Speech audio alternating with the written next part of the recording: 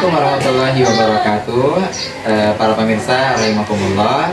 Perkenalkan, saya di sini Muhammad Adam, mahasiswa semester 4 dari Institut Mandarin Nusantara, kelas PAI 4D. Di sini saya akan melakukan wawancara dengan yang terhormat guru saya, Yanda Dede Ridwan SPDI, sebagai guru fasilitator pendidikan agama Islam di SMP Ihsan Fathiyah. Dalam sesi wawancara ini, kami akan membahas tentang bagaimana proses pembelajaran pendidikan agama Islam di SMP Ihsan Fathiyah berikut dengan media-media pengajaran yang diaplikasikan di SMP Ihsan Fathiyah ini. Untuk itu mohon izin Yanda Deri, panggilannya beliau Yanda Deri di sekolah SMP Ihsan Fathiyah ini. Dan untuk pertanyaan pertama Yanda Deri, mohon izin. Untuk pertanyaan pertama, bagaimana proses pembelajaran pendidikan agama Islam di SMP Ihsan Fathiyah ini berjalan, baik itu di kelas 7, 8, 9, dan mungkin target-target capaian yang ingin dicapai dalam pembelajaran PAI ini. Baik, mohon izin untuk menjawab. Yang pertama adalah bagaimana cara proses pembelajaran di SMP ini adalah yang pertama akan menjadi tolak ukurnya itu adalah pencapaian akhlak. Pencapaian akhlak ini adalah sebagai tolak ukur keberhasilan siswa agar siswa itu tidak hanya dalam teori saja tetapi ingin dipraktekkan, seperti misalnya kita akan mempraktekkan bagaimana cara membuang sampah pada tempatnya, bagaimana cara bertutur kata yang baik, tidak keluar kata-kata yang kotor, yang jorok.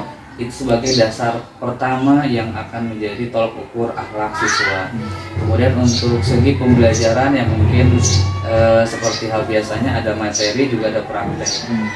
Untuk media-media pembelajaran yang diberikannya ada yang berbentuk video seperti tutorial cara berwudu, tutorial cara sholat, ada juga dalam bentuk praktek. Prakteknya biar memudahkan siswa untuk lebih paham, tidak hanya teori tetapi ketika dipraktekkan itu akan lebih mengena kepada siswa. Seperti itu. Masya Allah. Baik, pertanyaan selanjutnya, kira-kira hambatan apa saja yang mungkin dihadapi oleh Yanda Deri selama mengajar PAI ini dengan media-media yang tadi disebutkan? Mungkin kekurangan kelebihannya, atau mungkin Yanda Deri selama mengajar ini sudah menemukan rumusan bagaimana cara metode pembelajaran dan juga media pembelajaran yang terbaik untuk yang paling cocok dengan siswa di SMP Ihsan Fathiyah itu seperti apa? Kalau misalkan ada dua versi, kalau pakai media itu, kalau yang saya saat ini rasakan kendalanya adalah karena fasilitas yang kurang mumpuni. Kebetulan laptop saya itu tidak support dengan infokusnya, jadi kadang-kadang harus pinjam dulu kepada guru yang lain. Kemudian untuk itu, tapi di sisi lain juga dalam kondisi itu kadang-kadang anak itu apabila moodnya kurang baik itu hanya, apalagi yang duduk di belakang itu hanya sekilas saja tanpa memperhatikan yang seperti itu. Nah kemudian kalau untuk dari segi praktek, itu siswa itu sebetulnya lebih fokus kepada pembelajaran dan lebih fokus kepada individual. Karena apa? Karena lebih fokus dan terarah ada dalam lingkungan, mungkin seperti itu.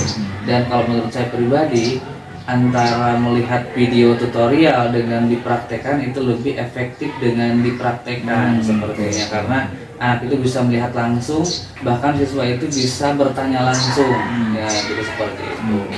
Masya Allah. Baik, para hadirin rahimakumullah, pemirsa rahimakumullah, itu mungkin kiranya wawancara dari media pembelajaran dan juga proses pembelajaran PAI di SMP Ihsan Fathiyah ini. Semoga wawancara ini dapat menjadi ilmu yang bermanfaat untuk para pemirsa sekalian, dan saya ucapkan terima kasih banyak kepada Yanda Deri atas kerjasama dari waktunya. Semoga Allah Subhanahu wa Ta'ala memberikan balasan yang terbaik, kemudahan dalam proses pembelajaran, dan juga tercapainya siswa-siswi SMP Ihsan Fathiyah yang soleh-solehah dan berguna bagi bangsa, agama, dan juga negara. Terima kasih para hadirin sekalian. Terima kasih. Akhirul kalam. Wassalamualaikum warahmatullahi wabarakatuh.